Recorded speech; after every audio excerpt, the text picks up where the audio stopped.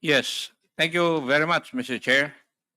Ah, Magandang umaga po sa atin lahat, sa mga kapwa ko miyembro ng Committee on Good Government and Public Accountability, at saka sa publiko na nakasubaybay sa ating mga hearings.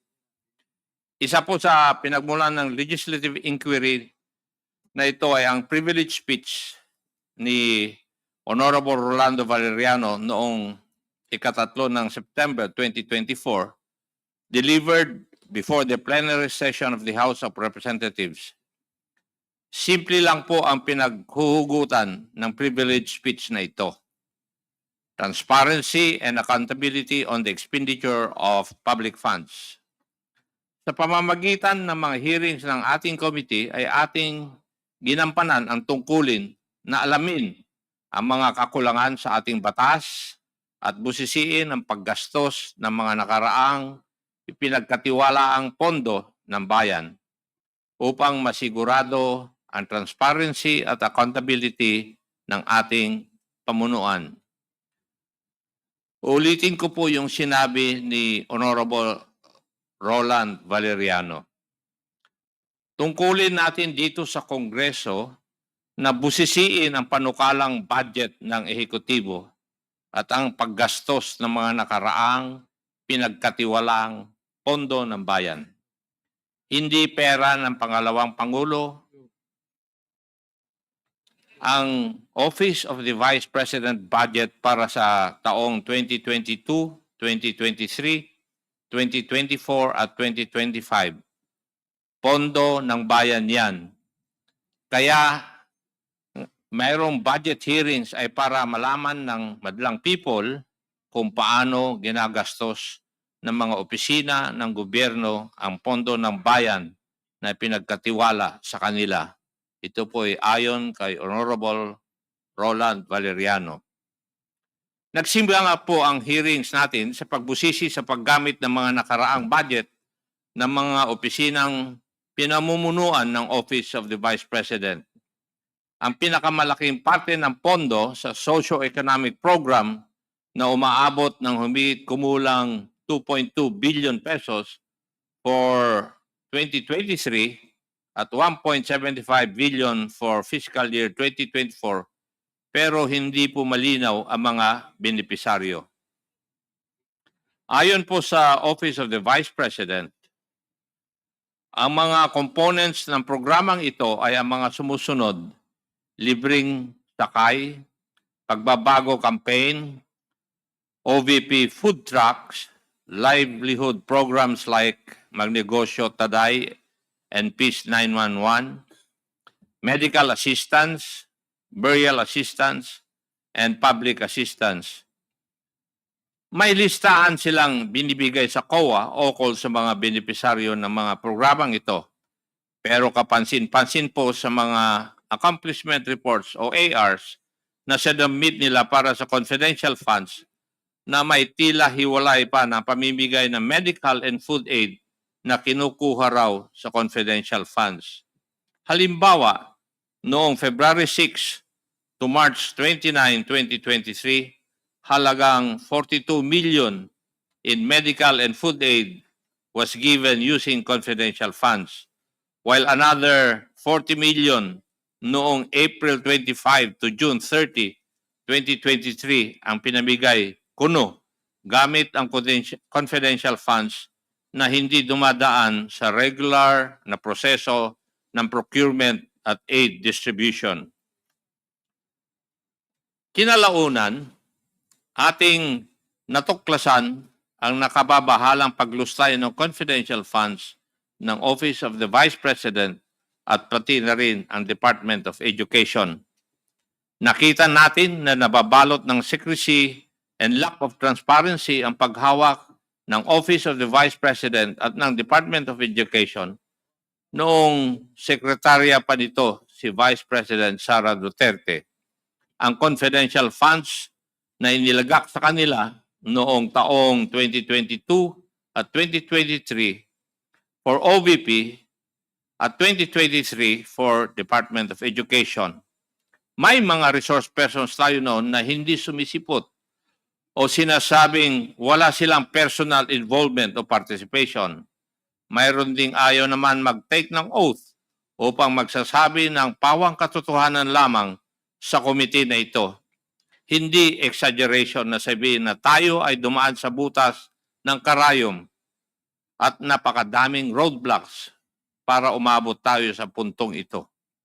Ngunit unti-unti, sa pamamagitan ng ating masusi at porsigidong pagtatanong at sa paghahanap ng mga facts at ebidensya, ay ating natanggal ang secrecy na nagkukubli at nagtatago sa katotohanan sa kung ano ba talaga ang nangyari at kung saan o kanino napunta ang pondo ng bayan. Ito po ang money trail ng confidential funds ng OVP at DepEd based on the testimonies of Special Disbursing Officers Madam Gina F. Acosta ng OVP at ni Ginoong Edward Fajarda ng DepEd. The money trail of the confidential funds for both agencies looked exactly the same.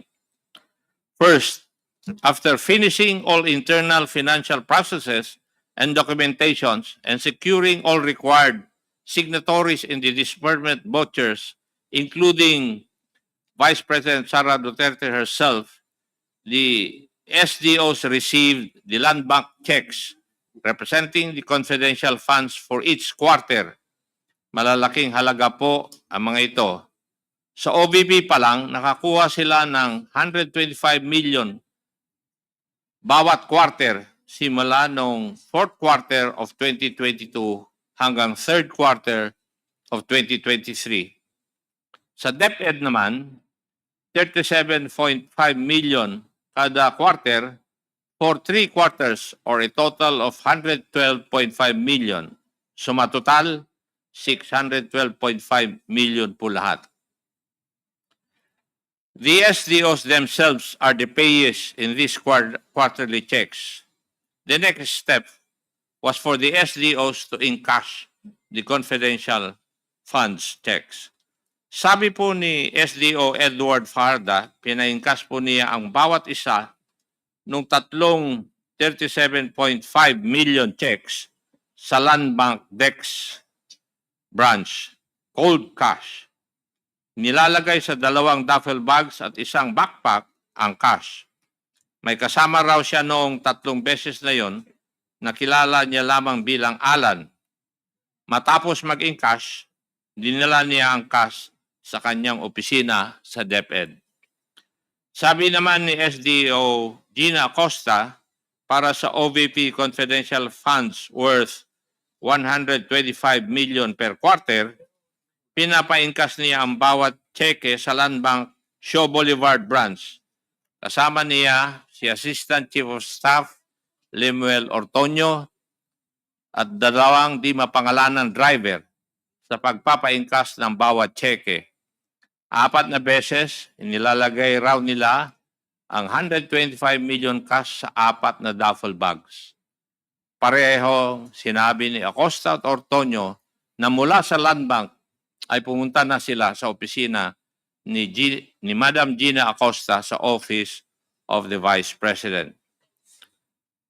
As if it was all planned and orchestrated or part of a common design, both SDO Acosta and Fajarda said that the Vice President directly instructed them to hand over the cash representing the confidential funds to certain security officers. For DepEd, may itinalaga raw si Colonel Raymond Lachica, ang head ng Vice Presidential Security and Protection Group ng isang security officer na nangangalang Colonel Dennis Nolasco, kung saan weekly nagbibigay ng pondo si SDO Fajarda amounting to 4 to 6 million per week. For the Office of the Vice President, si Colonel Lachica raw mismo ang security officer na buong pinag-aabutan ni SDO Acosta ng 125 million every quarter.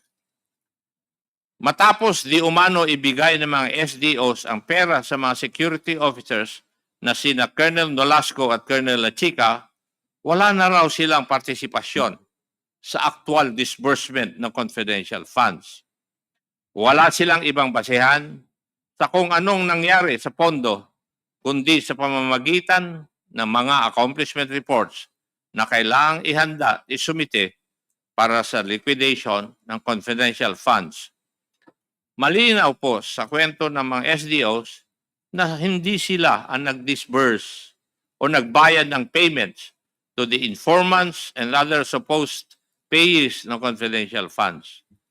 Naturalmente, hindi rin sila ang gumagawa ng accomplishment reports kasi wala silang kaalaman kung papaano nagasta ang pera ng bayan. Ito po ang parehong sinabi sa hearing ni na SDO Acosta at SDO Farda.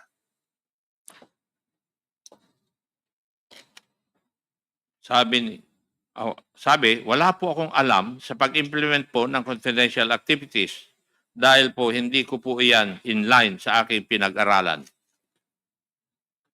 Your Honor, hindi po kasi ako ang expert diyan. Si Colonel Nolasco po. Siya po kasi ang gumawa niyan. Ito po yung mga sagot ng ating mga resource persons noong mga hearing. It is also being made to appear that the acknowledgement receipts or the documentary evidence of payments, o tawag natin ay DEPs, supposedly also came from these security officers. Hindi po malinaw para sa akin ang kwento nila kung kailan inaabot sa kanila ng security officers ang acknowledgement receipts.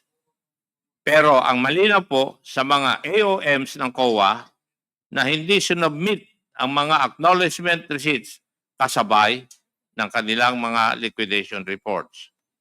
Mukhang parati na lang afterthought ang pag-submit ng acknowledgement receipt sa COA. Ito ay sinubmit kasabay ng mga letter response na pirmado ni Attorney Poa para sa DepEd at para sa OVP ni na Attorney Lopez and Ginoong Ontorio. Sila nag-submit ng acknowledgement receipts sa COA. Isa pong obserbasyon sa mga revelations na ito ng mga SDOs at mga ibang opisyal at dating opisyal ng DepEd at OVP. Tila ba sinasaya tayong nililito, nililigaw at pinapagulo ang narrative sa kung ano ba talaga ang nangyari sa OVP at DepEd confidential funds. Kung inyong matatandaan, nung una ay sinabi nilang tanging ang mga SDOs lamang ang may kaalaman sa disbursement ng confidential funds.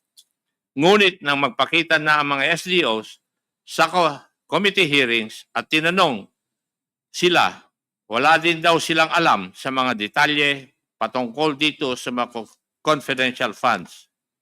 Lahat po sila ay nagtuturuan. Pero sino nga ba ang pumirma sa mga accomplishment report at certification? Ang mga SDOs at si Vice President Sara Duterte. Kung totoo ang sinabi ni na SDO Acosta at Farda, malinaw na ito'y paglabag sa Joint Circular 2015-01 o ang guidelines sa paggamit at pag-audit ng confidential at intelligence funds na tila ginamit lamang sila bilang middlemen o pass-through ng pondo. Nananatiling misteryoso at tago kung saan talaga napunta ang confidential funds. Isang butas sa guidelines na dapat tugunan sa pamamagitan ng batas. Mula sa Davao City na lumaki noong siya ay mayor hanggang sa mas malalaking pondo ng mapas sa kamay niya bilang Vice President at DepEd Secretary, nakakapagtaka rin ang obsession ni Vice President Sara sa confidential funds. Marahil ito'y dahil sa kalakip ng opacity at antas ng secrecy sa pag-disburse ng mga confidential funds na tila nagiging daan upang ito'y abusuhin ng walang accountability. At pagbaliwala sa mga alituntuning ito ay isang paglapastangan sa tiwala ng publiko at sa prinsipyo ng pananagutan na dapat sinusunod ng bawat institusyon ng pamahalaan. lalong-lalo na sa opisina ng pangalawang Pangulo. Let me remind the public of what is at stake here. It would constitute graft and corruption if public funds are misused or misappropriated, or worse, if funds are diverted to personal use or benefit. And given the amount we are talking about here, this may be under the crime of plunder. We leave it to the investigative bodies of the government to investigate the crimes committed here. Meanwhile, our task now is to legislate measures that will leave no room for pilferage of public funds. Maraming salamat po. Thank you, Mr. Chair.